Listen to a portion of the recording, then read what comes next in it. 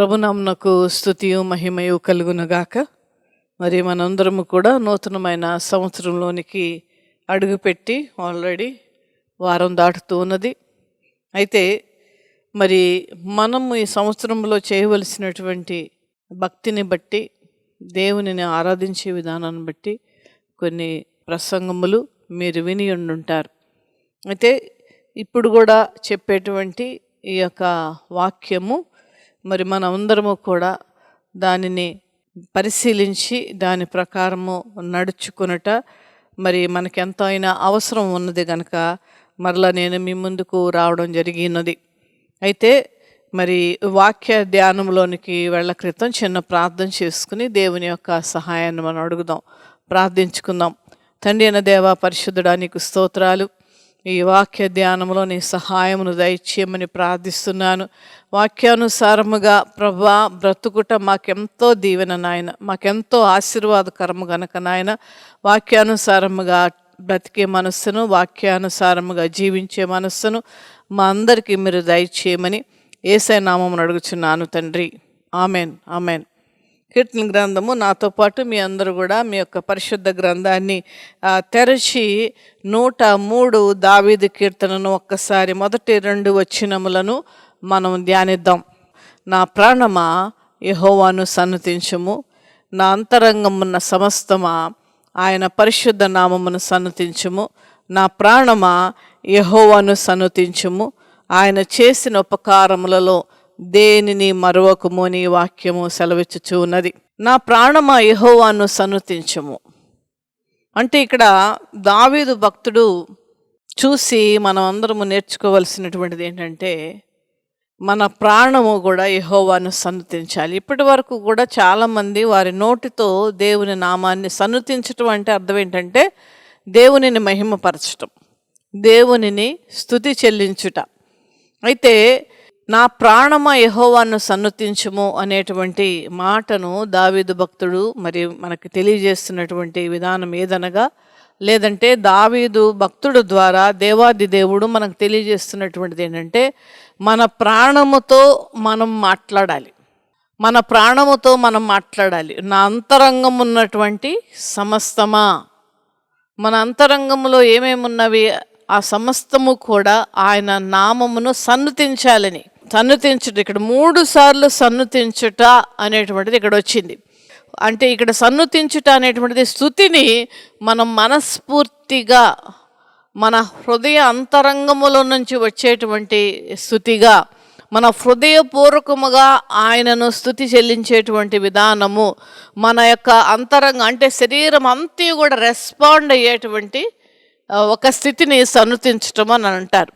కనుక మన శరీరం అంతా కూడా ఏకమయ్యి, మన నోటితో ఏకమయ్యి మరి ఆయన నామమును స్తుతించుట, ఆయన నామమును మరి ఘనపరచుట, ఆయన నామమును సన్నతించుట అనేటువంటిది మనకి ఎంతైనా అవసరమైనది ఈ వాక్యము ద్వారా.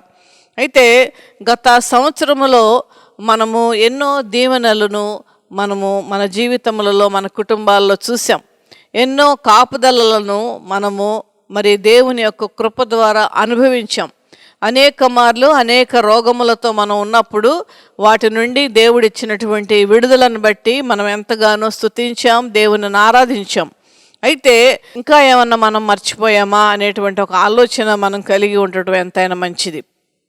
ఎందుకనగా దేవుడు చేసినటువంటి దేనిని కూడా, ఏ మేలును కూడా మర్చిపోవద్దు అని ఇక్కడ వాక్యము చెప్తూ ఉన్నది. ఆయన చేసినటువంటి ఉపకారములు అంటే ఆయన మనకిచ్చినటువంటి బెనిఫిట్స్, ఆయన చేసిన ఉపకారములలో దేనిని కూడా మరవద్దు అని ఇక్కడ వాక్యము మనకు తెలియజేస్తున్నది. అయితే చాలామంది ఏంటంటే పెద్ద పెద్ద విషయాలలో దేవుని నామాన్ని స్తుతిస్తారు, చాలా పెద్ద ఆశీర్వాదములలో దేవునిని స్తుతిస్తారు, దేవుని నామాన్ని గణపరుస్తారు. చాలామంది స్తుతి కూడిక పెట్టుకుంటారు, లేదంటే ఇంట్లోనే కుటుంబము అందరూ కలిసి దేవుని నామాన్ని స్తుతిస్తారు. ఇంట్లోనే ప్రార్థన చేసుకుని, దేవా మాకు ఇచ్చినటువంటి అద్భుతమైన దీవెన బట్టి నీకు వందనాలని దేవుని నామాన్ని మహిమపరుస్తారు. ఆ విధంగా చేస్తారు పెద్ద పెద్ద విషయాలు. ఒక కుమారుడికి జాబ్ రావడం అవనివ్వండి, కుమార్తెకు వివాహం అవనివ్వండి, ఒక ఇల్లు కొనుక్కోని అవనివ్వండి, ఒక వాహనం కొనుక్కోవడం అవనివ్వండి, ఇలాంటి పెద్ద పెద్ద విషయాలు వ్యాపారంలో మంచి లాభాలు వచ్చుట వలన వ్యాపారం బాగా సాగుతూ ఉన్నప్పుడు ఈ విధమైనటువంటి పెద్ద కార్యాలు మన జీవితంలో జరిగినప్పుడు చాలామంది ఆయన నామాన్ని స్తుతిస్తారు, ఆరాధిస్తారు, సన్నుతిస్తారు. అయితే చాలామంది అనుకునేది ఏంటంటే ఇదంతా కూడా ఒక విధముగా నడిచేస్తున్నాం, ఈ విధంగా జీవించేస్తున్నాము అనేటువంటి అభిప్రాయములలో చాలామంది కలిగి ఉంటారు. అయితే చూడండి, దేవుడు చేసినటువంటి ఉపకారములు అనేటువంటిది మనం ఆలోచిస్తే పెద్ద పెద్దవే కనపడుతూ ఉన్నవి. అవి మన జీవితంలో జరిగినప్పుడు మాత్రమే దేవుని నామాన్ని స్తుతిస్తూ ఉన్నాం. అయితే చిన్న కార్యక్రమాల విషయంలో, చిన్నవే అని నేను చెప్పట్లేదు, కానీ చాలా పెద్ద పెద్ద విషయాలలో కూడా దేవుడు మనకి తన కృపలో మనల్ని జ్ఞాపకం చేసుకుని అనుగ్రహించాడు. ఎప్పుడైనా మనము దేవుడు మనకిచ్చినటువంటి వెలుగు నిమిత్తము మనము దేవుని స్తుతించామా? దేవుడు మనకిచ్చినటువంటి ఈ ఆకాశము గురించి కానీ, ఈ భూమి గురించి కానీ మనం దేవుణ్ణి స్తుతించామా? కాలాలు లేదంటే ఋతువులు, వీటి గురించి ఎప్పుడైనా మనము దేవుణ్ణి స్తుతించామా?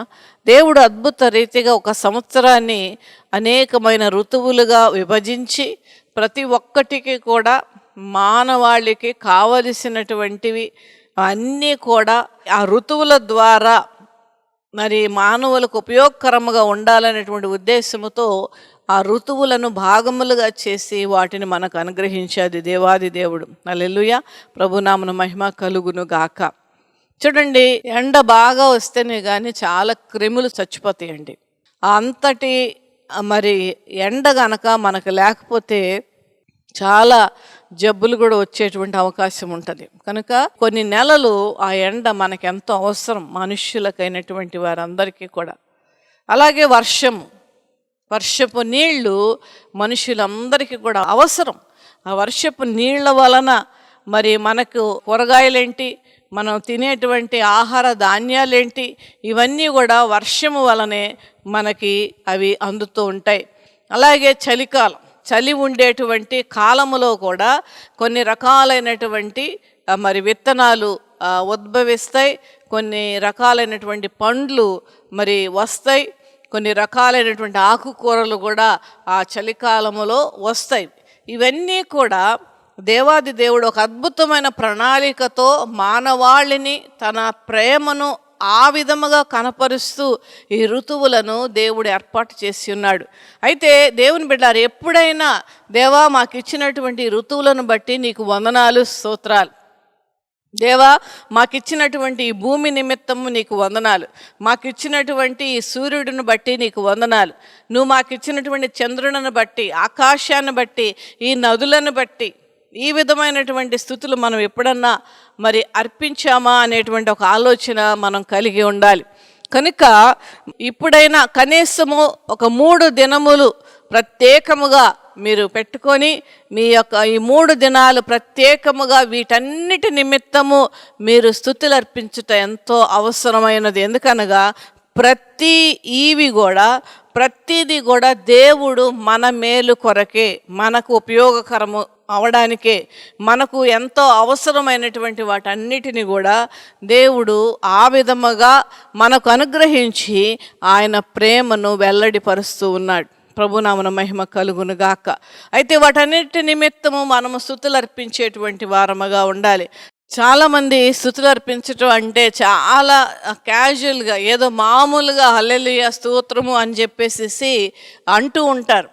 ఆ యొక్క స్థుతులను మరి గమనిస్తూ ఉంటుంటే వాళ్ళ యొక్క హృదయ అంతరంగము నుండి వచ్చేటువంటిదిగా అవ్వదు. చాలామంది ఆ విధముగా క్యాజువల్గా ఏదో చెప్పాలి గనక స్థుతులు అర్పించడం, ఏదో పెదవుల నుండి వచ్చేటువంటి స్థుతులు, పెదవుల నుండి వచ్చేటువంటి ప్రార్థన చాలామంది చేస్తూ ఉంటారు. హృదయపూర్వకముగా దేవుడు చేసినటువంటి మేళ్లను మనం జ్ఞాపకము చేసుకుని హృదయపూర్వకముగా మనము దేవునికి స్తుతులు అర్పించాలి.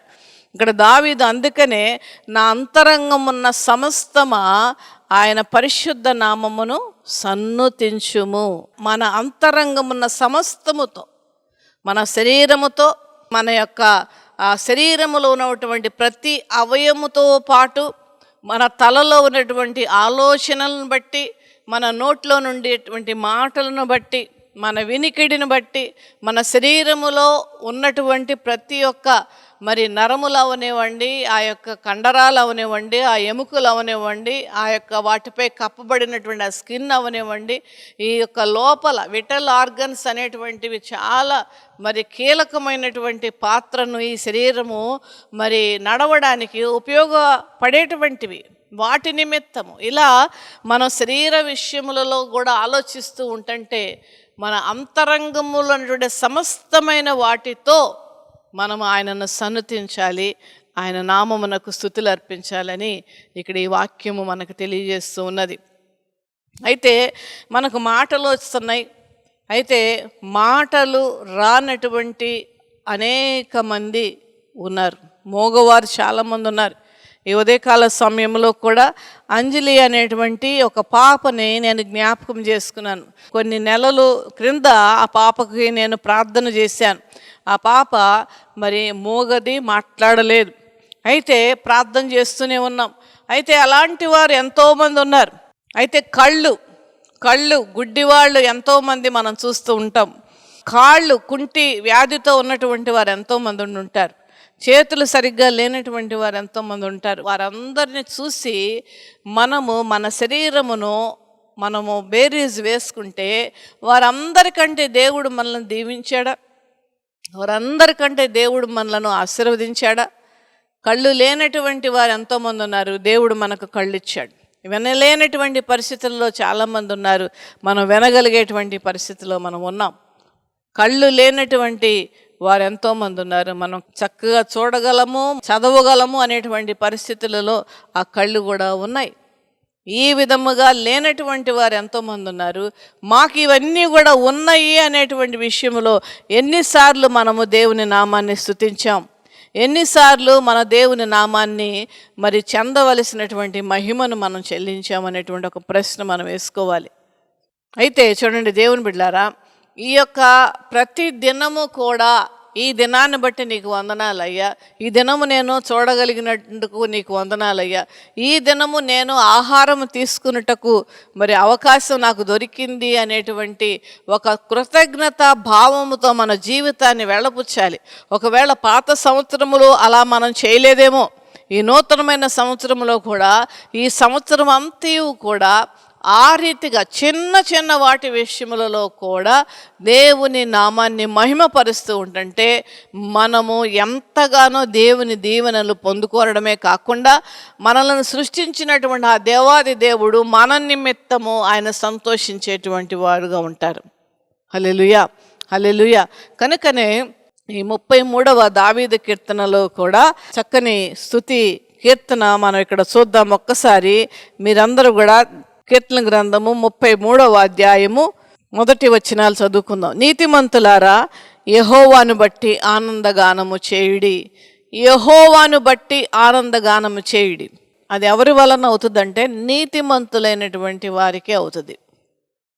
ఈ నీతిమంతులైనటువంటి వారిని ఒక కేడర్గా దేవుడు చూస్తూ ఉన్నాడు. వీరి గురించి అనేక మార్లు బైబిల్ గ్రంథంలో రాయబడి ఉంది. నీతిమంతులైతే, మీరు నీతి కలిగినటువంటి వారైతే దేవుడు మనకు అనుగ్రహించినటువంటి ప్రతి దాని నిమిత్తము ఆయనకు స్తుతులు. పెద్ద పెద్ద విషయాలు కాదండి, చిన్న విషయాలు. మనం తీసుకునేటువంటి శ్వాస కూడా దేవుని కృప వలనే, మనం విడుస్తున్నటువంటి ఆ శ్వాస కూడా దేవుని కృప వలనే. మనం భోంచేస్తున్నాము అని అంటే దేవుని కృప వలనే. చాలామంది హాస్పిటల్స్లో ఆహారము ట్యూబుల ద్వారా ఎక్కిస్తున్నటువంటి పరిస్థితులు ఉన్నాయి. ఆ యొక్క తిన్నటువంటి ఆహారము అది అరగడానికి మందులు వేసుకునేటువంటి వారు ఉన్నారు. మనం ఎంతగా ఆహారం చక్కగా భుజిస్తున్నాం, నోటి ద్వారా అది చక్కగా అరాయించబడుతూ ఉన్నది. ఆ ఆహారంలో ఉన్నటువంటి ఎన్నెన్ని విటమిన్స్ అన్నిళ్ళు కూడా ఆ శరీరానికి పట్టాలి, అవన్నీ కూడా రక్తములో కలవాలి. ఆ రక్తము శరీరములో అంతా కూడా ప్రసరణ జరగాలి. అసలు రక్త ప్రసరణ అనేటువంటిది ఎంత గొప్ప ప్రక్రియ దేవుడు మన శరీరాలకు పెట్టాడండి. ఎప్పుడన్నా మనం ఆలోచించాము ఆ విషయంలో? ఆ శరీరములో ఉన్నటువంటి ఆ రక్తము ప్రతి ఒక్క పార్ట్కి పైనుండి తల నుండి అరిపాదం వరకు ప్రవహిస్తేనే ఆరోగ్యంగా ఉండగలుగుతాం.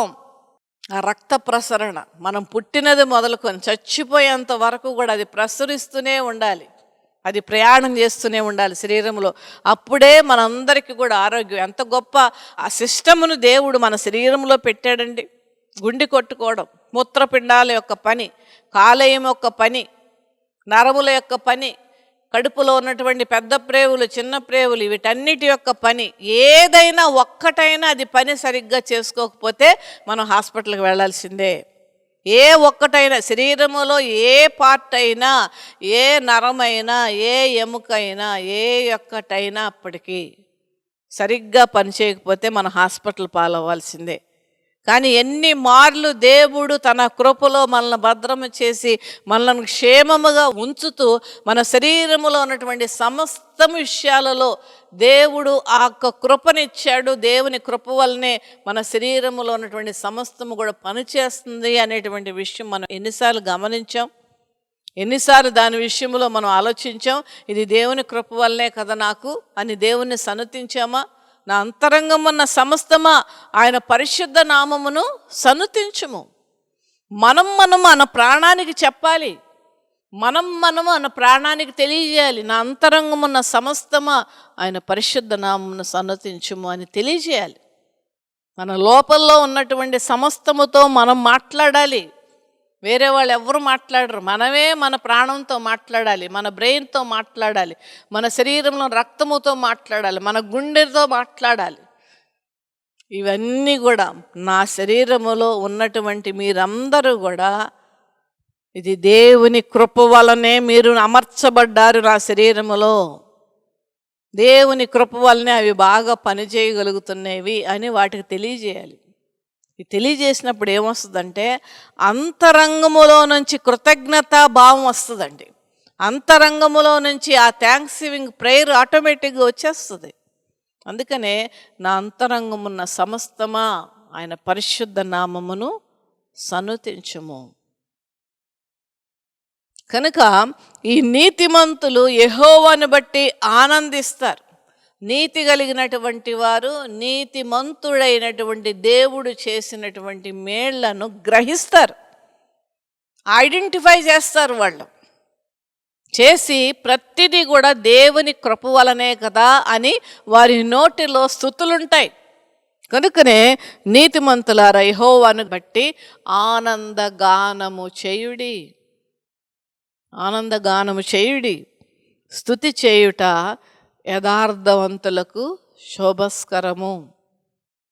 స్తుతించుట అంట యథార్థవంతులకు ఒక భూషణ కిరీటము గాను, ఒక ప్రౌడ్ ఫీలింగ్ గాను, లేదంటే ఒక గర్వము. అంటే ఈ లోక సంబంధమైన గర్వం గురించి కాదు నేను మాట్లాడుతున్నది. నేను నా దేవుడు నాకు నా శరీరంలో ఉన్న ప్రతిదానికి నాకు ఇచ్చినటువంటి ఈ వనరులన్నిటి నిమిత్తము నేను అనుభవిస్తున్నటువంటి ఈ యొక్క భూమిలో ఉన్నటువంటివి, ఆకాశంలో ఉన్నటువంటివి, నదులలో ఉన్నటువంటి సమస్తం, ఆ చెట్లలో ఉన్న నేను అనుభవిస్తున్న ప్రతి దానిని బట్టి నా దేవుడు నాకు ఇచ్చాడు, ఇవి నా కొరకు సృష్టించాడు అనేటువంటి ఒక కృతజ్ఞత భావము యథార్థవంతులకు వస్తుందంట, నీతిమంతులకు వస్తుందంట. అదే చెప్తున్నారు ఇక్కడ చూడు, స్తుతి చేయుట యథార్థవంతులకు శోభస్కరము. సితారతో యెహోవాను స్తుతించుడి, 10 తంతుల స్వరమండలములతో ఆయనను కీర్తించుడి, ఆయన గూర్చి కీర్తన పాడుడి. మనకేంటంటే పెద్ద పెద్ద విషయాలు దేవుడు మన జీవితంలో చేసినప్పుడే ఈ స్తుతులు వస్తాయి. చిన్న చిన్న వాటి యందు ఇంకా అద్భుతముగా, హృదయానుసారముగా, లేదంటే హృదయాంతరంగము నుండి హృదయపూర్వకముగా ఆయన నామమును సన్నుతించాలి, ఆయన నామమును కొనియాడాలి. నా ప్రాణమా ఆయన చేసినటువంటి మేళ్లను నువ్వు మరవద్దు, మరవద్దు. ఈ యొక్క పాత సంవత్సరం నుండి కొత్త సంవత్సరంలోకి వచ్చాం. ఈ పాత సంవత్సరములో దేవుడు చేసిన ప్రతి మేలును బట్టి 2025 సంవత్సరం జనవరి 1వ తారీఖు నుండి 2025 డిసెంబర్ 31వ తారీఖు వరకు దేవుడు చేసిన మేళ్లను ప్రతి దినము దేవుడు చేసిన మేళ్లను, ప్రతి దినము దేవుడు చూపించిన కృపలను జ్ఞాపకం చేసుకుని మరి 3 దినాలు మీరు దేవుని ప్రత్యేకముగా దాని గురించి దేవుని నామమునకు స్తుతులు అర్పించండి. హృదయపూర్వకముగా నా అంతరంగమున్న సమస్తమా ఆయన పరిశుద్ధ నామమును సన్నతించుము అనే యొక్క కీర్తనకారుడు చెప్పిన రీతిగా మన హృదయ అంతరంగము నుండి ఆ స్తుతి పెళ్ళిబేకాలి.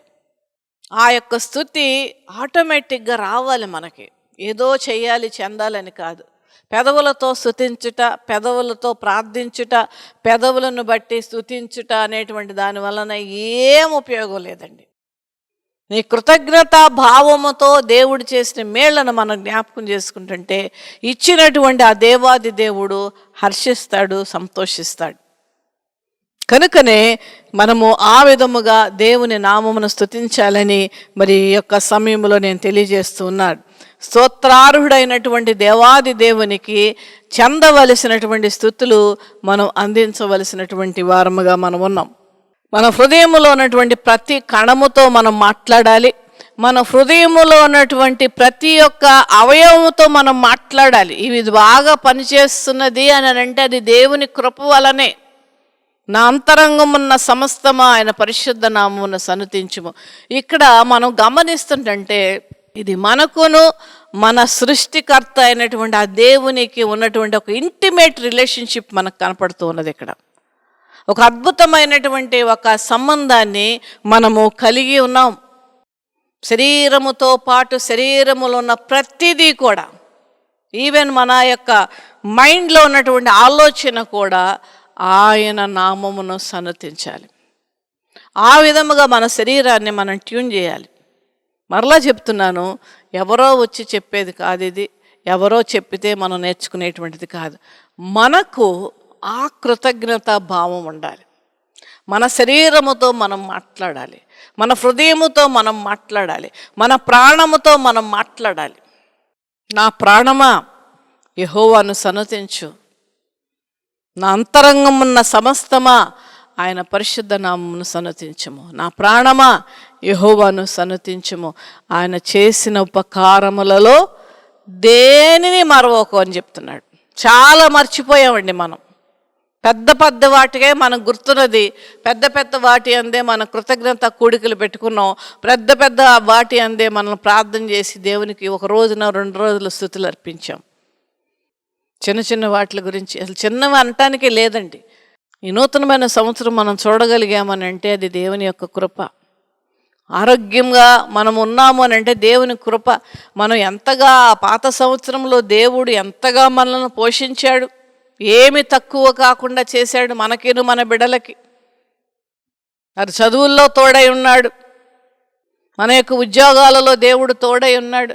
ఎన్నో ప్రయాణాలు మనం చేసాం. ఆ ప్రయాణాలన్నిటిలో కూడా ఆయన కాపుదలను ఇచ్చాడు. ఏవో చిన్న చిన్నవి ఒకవేళ కొంతమందికి వచ్చే ఉండుంటాయి, కానీ వాటి నుండి కూడా తప్పించాడు. ఆ కొంతకాలం మనం ఏదన్నా బాధగానే అనారోగ్యంగానే అనుభవించినా మరలా దేవుడు స్వస్థతనిచ్చాడు, మళ్ళా మనల్ని బాగు చేశాడు, జీవాన్ని ఇచ్చాడు, ఆరోగ్యం ఇచ్చాడు. ఆయన కృపలో మనల్ని భద్రం చేస్తూనే ఉన్నాడు. మరి వాటి సంగతి ఏంటి? మన శరీరములో ఉన్నటువంటి ప్రతి ఒక్క అవయవం పనిచేసే తీరును బట్టి మనం స్తుతిస్తున్నామా నిజముగా? మనం అనుభవిస్తున్నటువంటి వెలుగు, చీకటి, ఆకాశము, భూమి, నదులు, కొండలు, పచ్చిక బయళ్ళు, ఆకుకూరలు, కూరగాయలు, దేవుడు మనకు అనుగ్రహించిన వాటి నిమిత్తము మనము స్తుతులు అర్పిస్తూ ఉన్నామా? ప్రతి దాంట్లో కూడా, ప్రతి స్టెప్, ప్రతి అడుగు, ప్రతి విషయములో మనము ఎల్లప్పుడూ కూడా ఆయన నామమును స్తుతించవలసినటువంటిది. నీతిమంతులైతే అలా స్తుతిస్తారని 33వ కీర్తనలో చెప్తూ ఉన్నారు. యథార్థవంతులైతే దేవునిని స్తుతిస్తూ అదొక ఘనతగా వాళ్ళు ఎంచుకుంటారు. యథార్థవంతులు స్తుతి చెల్లించుట శోభస్కరమట. యథార్థవంతులకి ఆ విధమైనటువంటి స్తుతి వస్తుంది, కృతజ్ఞతా భావం వస్తుంది. కృతజ్ఞత లేనటువంటి వారముగా మనం ఉండొద్దు, కనీసం దేవుడి దగ్గర అన్న. ఎందుకంటే దేవుడి కృప వల్లనే నూతనమైన సంవత్సరం మనం అడుగుపెట్టాం. దేవుని కృప వల్లనే మనము ఈ నూతనమైన సంవత్సరం చూడగలిగాం. దేవుని కృప వల్లనే ఆరోగ్యాలు మనం పొందుకున్నాం. మనమందరము కూడా దేవుడిచ్చినటువంటివన్నీ కూడా అనుభవిస్తూ దానికి తగినంత స్తుతి మనం చెల్లించట్లేదేమో. మనల్ని మనం ప్రశ్నించుకుందాం దేవుని బిడ్డలారా. మనల్ని మనం సరిచేసుకుందాం. ప్రతి దాంట్లో కూడా దేవుడు చేసిన ప్రతి విషయాన్ని కూడా మనం జ్ఞాపకం చేసుకుని ఆయన నామమునకు మహిమ తీసుకుని వస్తూ ఉంటుంటే మన అంతరంగమున సమస్తమా ఆయన పరిశుద్ధ నామమును సన్నతించుము, నా ప్రాణమా యెహోవాను సన్నతించుము అనేటువంటి ఒక అద్భుతమైన భావముతో మనము దేవుని నామాన్ని స్తుతిస్తూ ఉంటుంటే మనం ఎంతో బలం చేకూర్చాం. ఆత్మీయంగా బలపడతాం, మనం శారీరకంగా బలపడతాం. ఏమన్నా అనారోగ్యాలు ఉంటే అవన్నీ కూడా తొలగిపోతాయి. స్తుతి చెల్లిస్తూ ఉంటుంటే గొప్ప శక్తిని మనం పొందుకుంటాం. స్తుతి చెల్లిస్తూ ఉంటే ఆ దేవుని యొక్క మహిమను మన ఆత్మీయ కన్నులతో చూస్తూ, దేవుని యొక్క శక్తిని మన ఆత్మీయ కన్నులతో అనుభవిస్తూ, దేవుని యొక్క ప్రేమను, కాపుదల, సంరక్షణను మనం రియలైజ్ అవుతూ, దేవా నువ్వు చేసిన ప్రతి దానిని బట్టి నీకు వందనాలు, స్తోత్రాలయ్యా అని మనము ఆయన నామాన్ని ప్రతి క్షణము ఘనపరుస్తూ స్తుతిస్తూ ఉంటుంటే మనం చాలా శక్తి పొందుకుంటామండి. చాలా శక్తి పొందుకుంటాం. అంతేకాదు ఆ స్తుతులు అర్పిస్తూ ఉంటుంటే చీకటి శక్తులు మన నుండి పారిపోతాయి. స్తుతులు అర్పిస్తూ ఉంటుంటే మనం చాలా సంతోషముగా, ఉత్తేజముగా మనం ఉండగలుగుతాం. ఇన్ని విషయాలు దేవుని స్తుతించుటలో ఉన్నవి గనక మన హృదయముతో, మన ప్రాణముతో, మన తలలో ఉన్నటువంటి ప్రతి ఆలోచనను, మన యొక్క నోట్లో ఉన్నటువంటి ప్రతి మాటను బట్టి, ప్రతి విషయాన్ని బట్టి నా అంతరంగంలో సమస్తమా ఆయన పరిశుద్ధ నామమును సన్నతించుము అని మనలో ఉన్నటువంటి సమస్తాన్ని బట్టి, మనం అనుభవిస్తున్నటువంటి సమస్తాన్ని బట్టి, మనం కలిగి ఉన్నటువంటి సమస్తాన్ని బట్టి దేవుని నామాన్ని మహిమపరుద్దాం. అటువంటి ఆలోచన మీరు కలిగి ఉండి పాత సంవత్సరంలో దేవుడు చేసినటువంటి చాలా మేళ్లను బట్టి జ్ఞాపకం చేసుకుని మీరు 3 దినాలు స్తుతులు అర్పించవలసిందిగా దేవుని సేవకురాలుగా మీకు తెలియజేస్తూ ఉన్నాను. తండ్రి అయిన దేవా, పరిశుద్ధుడా నీకు స్తోత్రాలు నాయన. ఈ వాక్యము ద్వారా తండ్రి మా అందరితో మీరు మాట్లాడినందుకు వందనాలయ్యా. ప్రతి విషయంలో నాయన మేము స్తుతులు అర్పించాలి నాయన. కొన్నిసార్లు నాయన కొన్ని కష్టాలు మా జీవితంలో వచ్చినప్పటికీ కూడా అవి మా మేలు కొరకే అని ప్రభువా ప్రతి ఒక్కరు కూడా నాయన తెలుసుకున్నటకు నీ కృప దయచేయమని ప్రార్థిస్తున్నాను.